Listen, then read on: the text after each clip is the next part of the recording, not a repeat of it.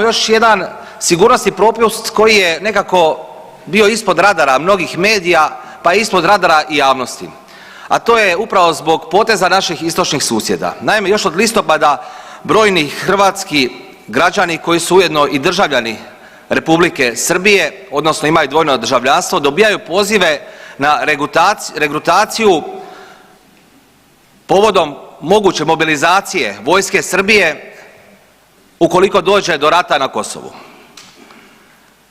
Moraju se odazvati prvenstveno na području Srbije u vojne centre, vojarne od Beograda, Sremske Mitrovice pa nadalje. Među njima koji su dobili poziv za regrutaciju ono što je najžalosnije su i djelatne osobe MUP-a, hrvatski policajci. Koliko imamo saznanja bar 15 hrvatskih policajaca iz dvije policijske uprave Vukovarsko-srijemske i Osječko-baranjske su dobili pozive jer imaju dvojno državljanstvo na regrutaciju da se jave u Sremsku Mitrovicu.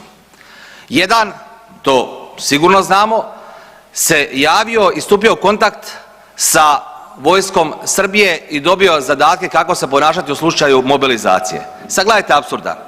Imate hrvatskog policajca koji provodi hrvatske zakone, koji ima hrvatski grb na svojoj odori, a koji istovremeno se odaziva na mobilizaciju i regrutaciju u drugu državu i služit će stranoj vojsci.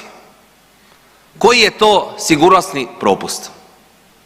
Ono što je najgore, ovaj slučaj se htio zataškati. Ravnateljstvo policije o tome nije obavijestilo hrvatsku javnost.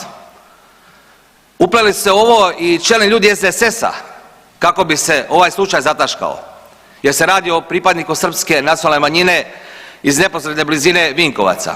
Trenutno je ta osoba suspendirana s dužnosti i čeka se disciplinski postupak koji će biti u sljedeća 2 mjeseca pa ćemo vidjeti hoće li biti vraćena ili pak ostati bez posla.